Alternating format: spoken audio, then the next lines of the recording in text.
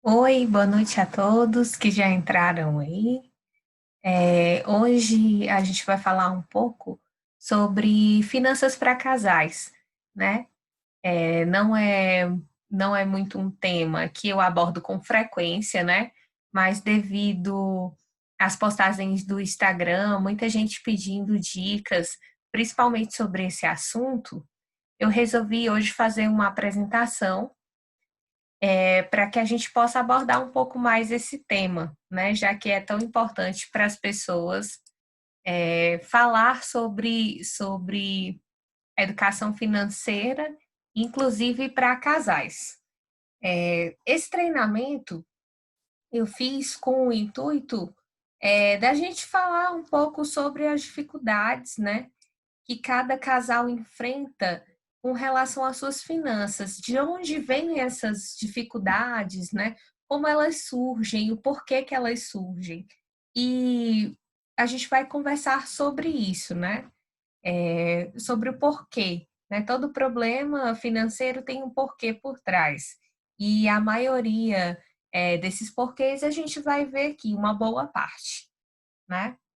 Então, como eu falei para vocês, a estrutura que a gente vai ver esse treinamento, né, esse mini treinamento de meia horinha, é o quê?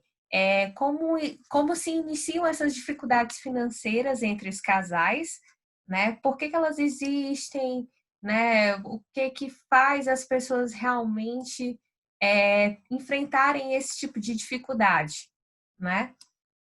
E quais os perfis de cada relação, né, de cada indivíduo na relação, né? A gente vai falar também sobre o tema infidelidade financeira, o que é a infidelidade financeira, como ela acontece e quais são os elementos que propiciam a harmonia financeira, né? Que é a tão sonhada harmonia financeira entre o casal. Primeiro ponto que eu queria conversar com vocês é o seguinte: como todo casal, o princípio deve ser a unidade, né? Então, quando a gente casa, nós passamos de dois indivíduos para um só. E aí, o que, que acontece, né? Começam a surgir os conflitos. E esses conflitos ficam bastante evidentes na relação entre o casal, né? Esses conflitos, muitas vezes, de ordem financeira, né?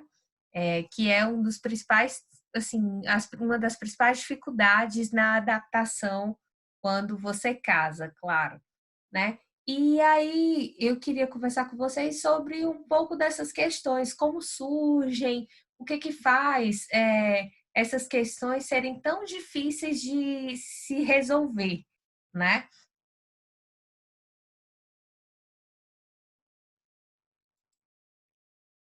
E é esse o próximo tema que a gente vai falar, como se iniciam as dificuldades financeiras entre os casais, né? Então, quando a gente é solteiro, né, a gente geralmente vive na casa dos nossos pais. E o nosso rendimento, tudo que a gente, se a gente já trabalha, né, a gente recebe para custear nossas próprias despesas, né? Ou, no máximo, alguns fazem que é ajudar em casa com algum pagamento de alguma conta, enfim. Mas o que fica evidente é que nós não somos responsáveis financeiramente pela casa ou por custear aquele estilo de vida que a gente está vivenciando ali naquele momento. Aquele estilo de vida é custeado em grande parte pelos nossos pais, né? Que é geralmente o que acontece. Com isso, quando nós nos casamos, a média de casamento do brasileiro é entre 25 e 30 anos, né? Acontece o primeiro processo de ruptura, que é o quê? Esse processo de ruptura é essa saída da casa dos pais para a nossa própria casa, né? Onde nós vamos ser os mantenedores dessa casa, onde é nós que vamos financiar essa casa, vamos pagar tudo aquilo que está ali dentro daquela casa, né? Nós que vamos custear tudo aquilo. O que que acontece com isso? Como nós não estamos preparados, nem psicologicamente, nem financeiramente, muitas vezes, para assumir a habilidade de pagar todas as contas da casa, vem o primeiro porém, que é o quê? A adaptação, né? Essa adaptação nada mais é do que você já tem os seus hábitos financeiros que você traz consigo e o seu cônjuge também tem os hábitos financeiros dele que ele traz com ele, né? Então essa primeira adaptação é muito difícil.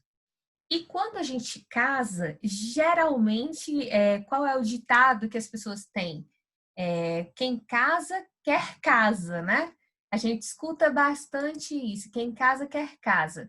E o que é esse quem casa, quer casa, né?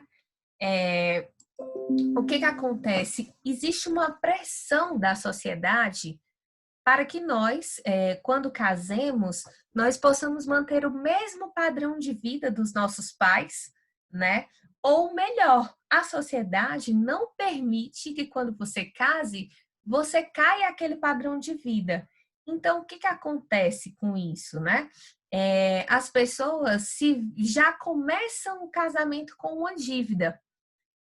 Quando você casa, primeiro você tem uma pressão da sociedade por fazer a festa. Você precisa fazer uma festa de casamento, né? Então, o que você acontece? Já se endivida para fazer aquela festa. Poucas pessoas fazem o casamento e começam o casamento já pagando todos aqueles custos da festa, né? Geralmente é uma dívida que você adquire, né? Outra coisa que as pessoas dizem muito, quem casa quer casa. É outra pressão também da sociedade que a gente tem, né? Inclusive não só da sociedade, mas da nossa família em geral, que é ter o imóvel, né? Adquirir o imóvel.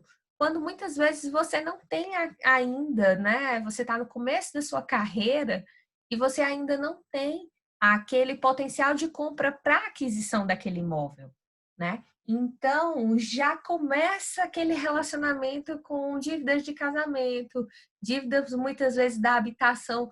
Quando você compra uma casa, diferente da casa dos seus pais, você tem que imobiliar a casa, né?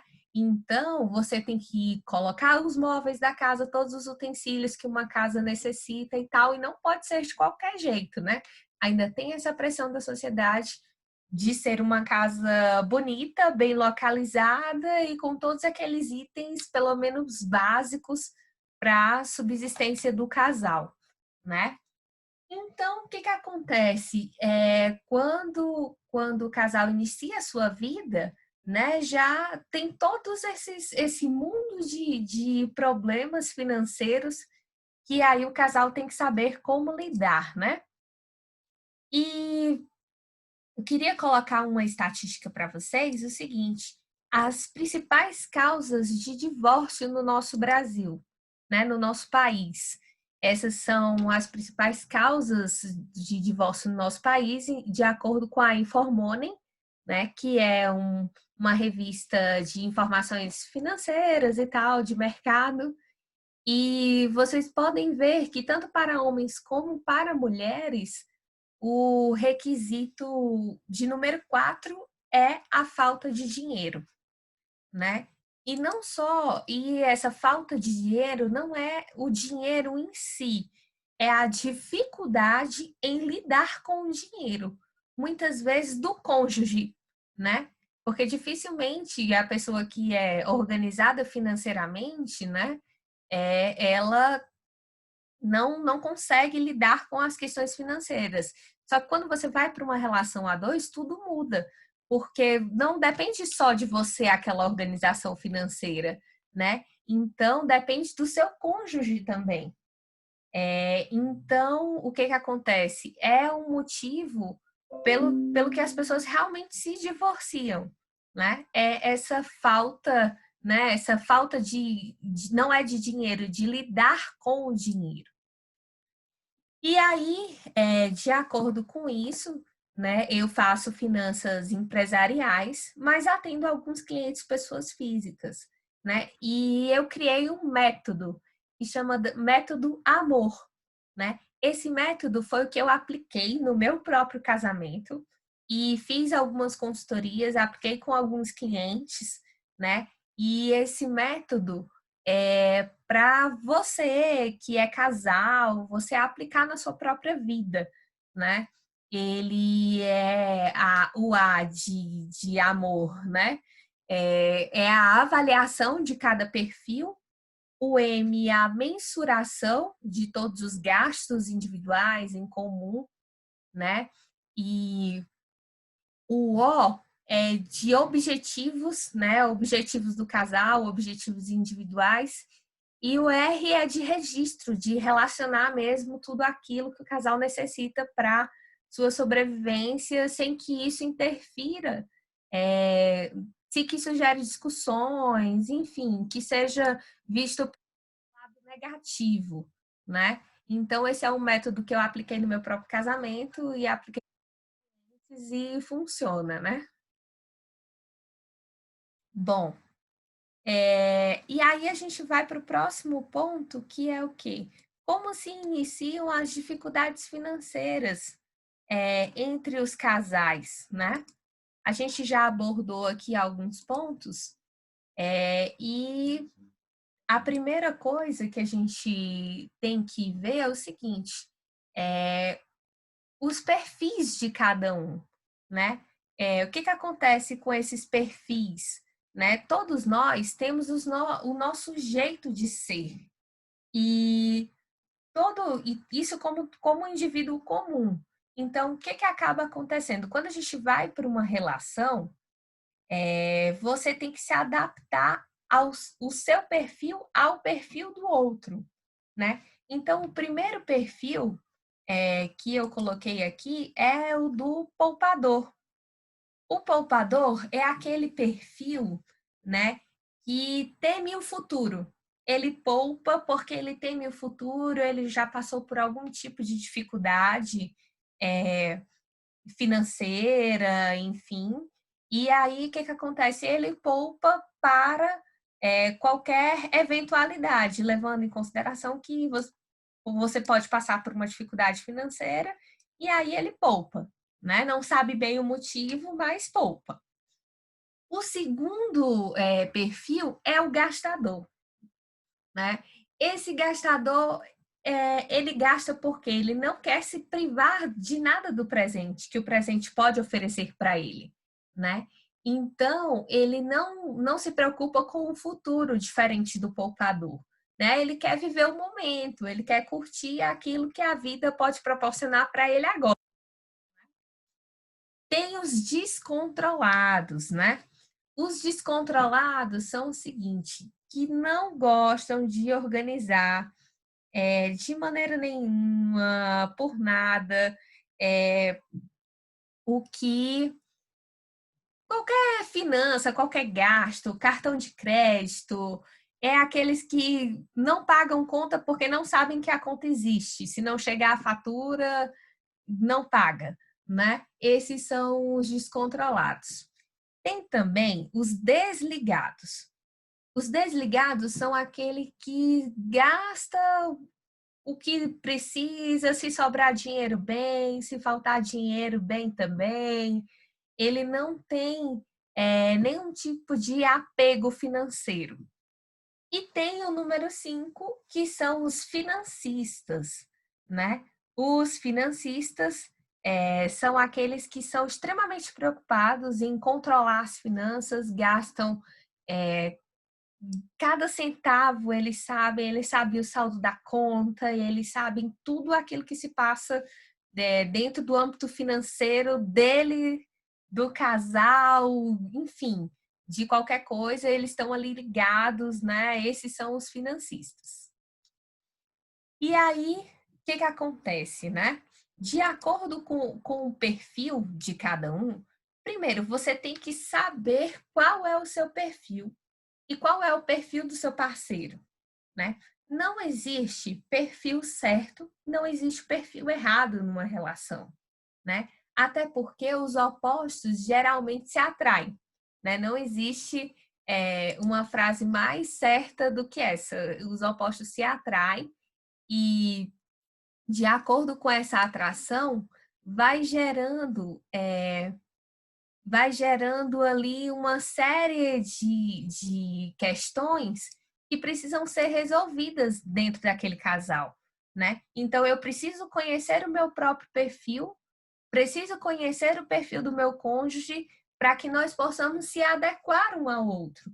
Então, se eu tenho um perfil poupador e o meu cônjuge tem um perfil gastador, né? Então a gente precisa mais equilibrar aquilo ali e não cortar o perfil de um e fazer com que o meu perfil se sobressaia pelo do outro. Não existe isso, né? Quando você vive uma vida a dois, você tem que aprender a equilibrar, né?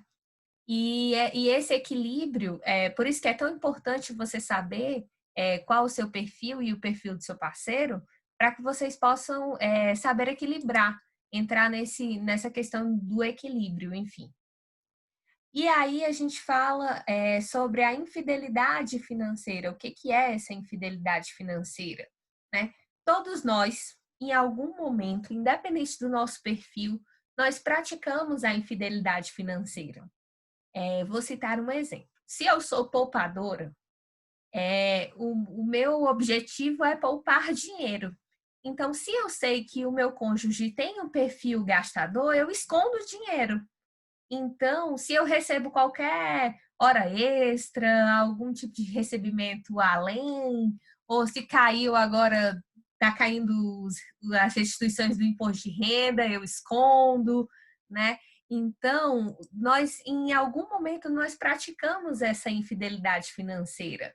O gastador geralmente faz infidelidade financeira quando? Quando ele gasta, né? E para evitar algum tipo de conflito, ele esconde, né? Compra no cartão de crédito, ou saca ali um dinheiro à vista e compra alguma coisa que já estava de olho e compra escondido, guarda dentro do carro, enfim. Então, essa infidelidade financeira é basicamente o que? Quando você esconde gastos ou dinheiro do seu parceiro, que faz com que uma hora ou outra o parceiro vai descobrir. Você é casado, você não consegue esconder nada do seu parceiro para o resto da vida, né? Então, uma hora ou outra o parceiro acaba descobrindo e o que acontece?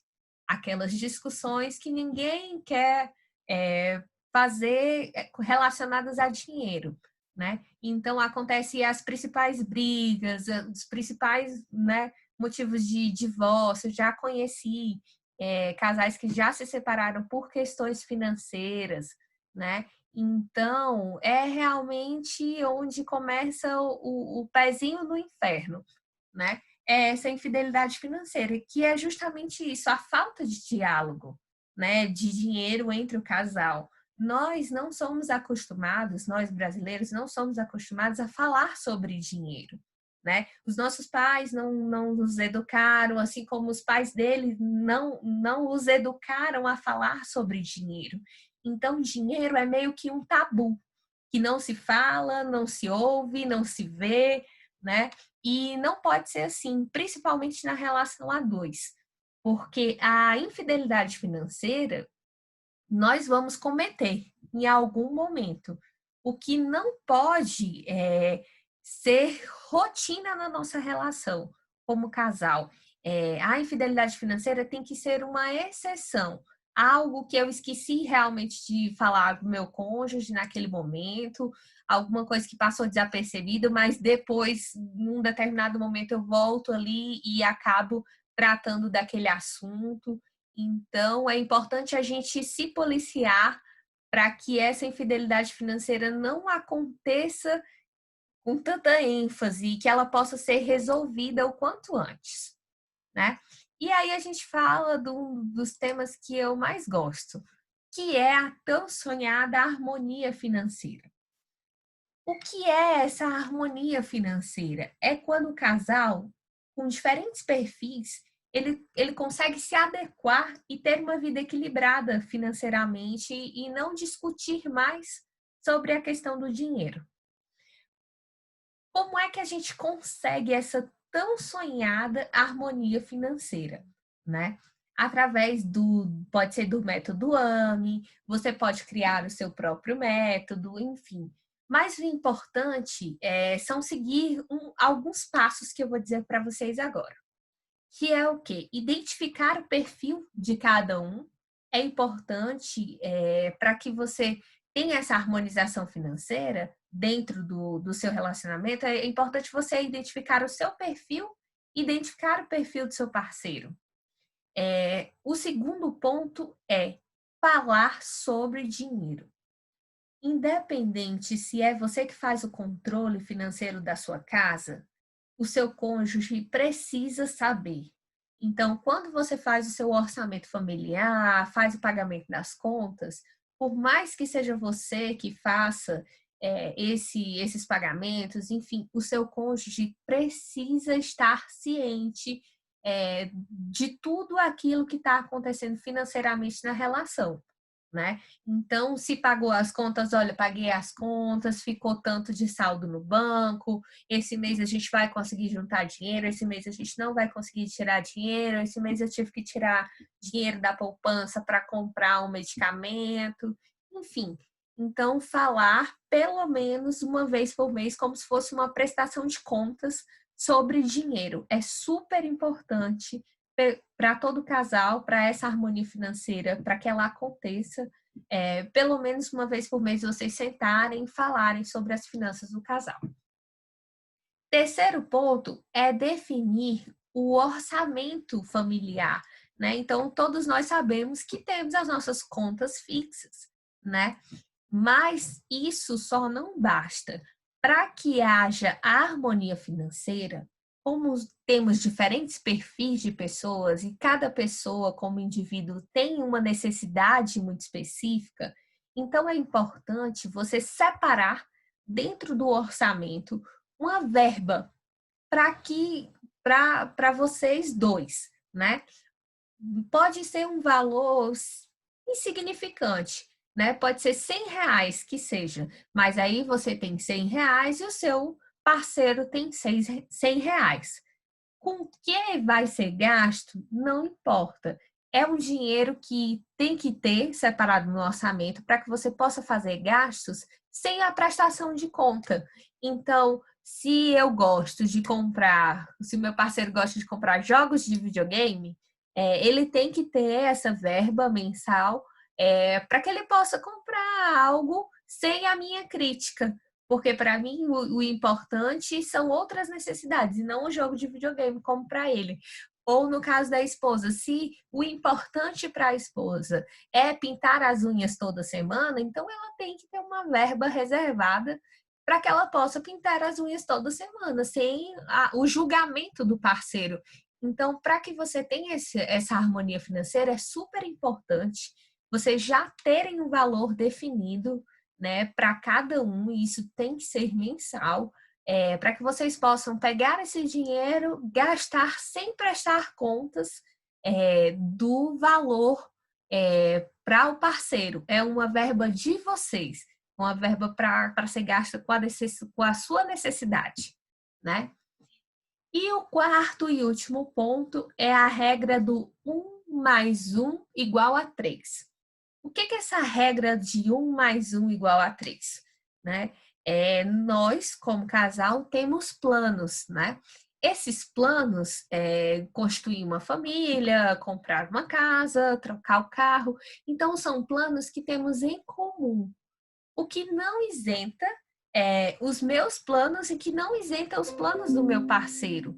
Então, nós, como seres individuais, nós temos os nossos próprios planos, né? Então, é importante, na regra do 1 mais 1 igual a 3, é isso, é saber que você tem planos individuais e o seu parceiro também tem planos individuais e nós, como casais, temos planos em conjunto, né?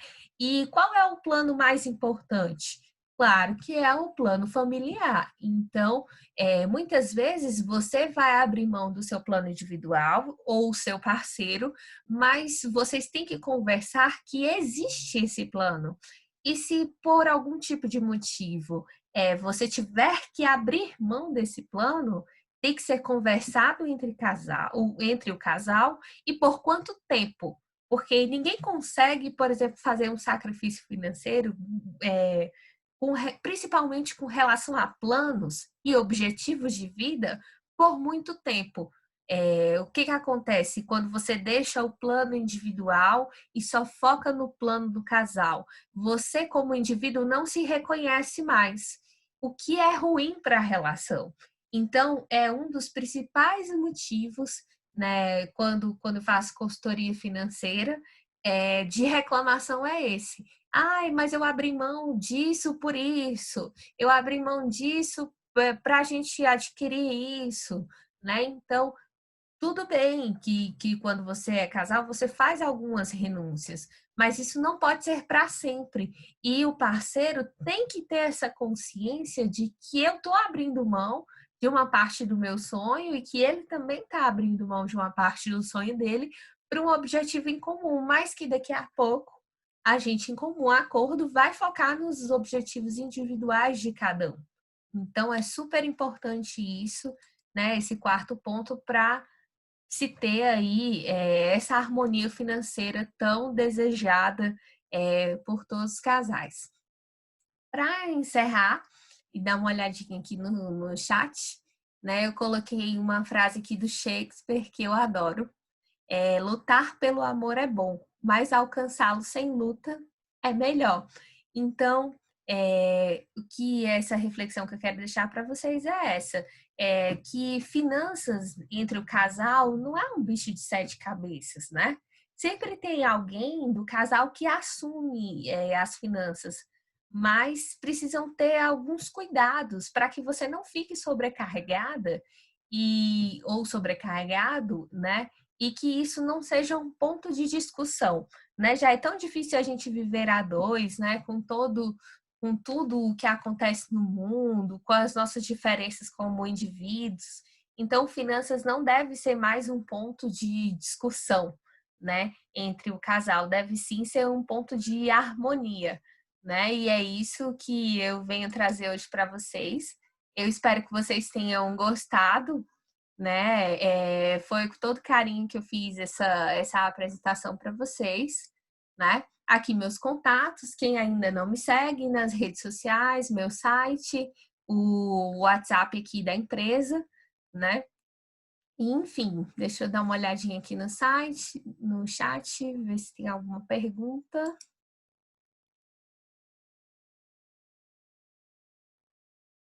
Ah, ok, ok. Tá, entendi. Pronto, então eu recebi uma pergunta aqui falando dessa questão da verba, né?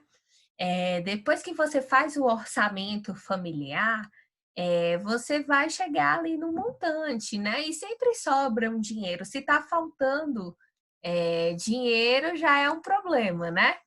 Então, o ideal é que realmente sobre um dinheiro. Então, se você não tem esse dinheiro sobrando, você pode, a princípio, pagar as suas contas, lógico, né? E posteriormente, no segundo momento, já reservar um valor.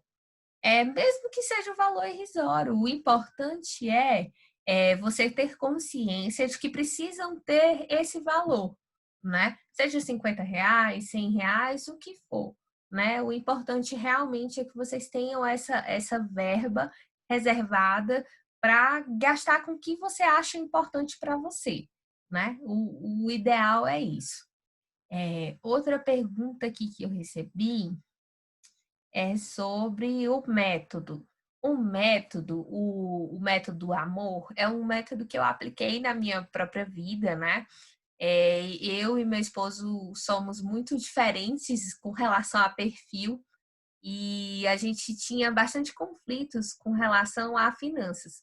E aí eu desenvolvi esse método para aplicar na minha própria vida e apliquei com alguns clientes, que são 4 encontros, né, rapidinho, onde eu ensino a como lidar com as finanças do casal, né, basicamente isso.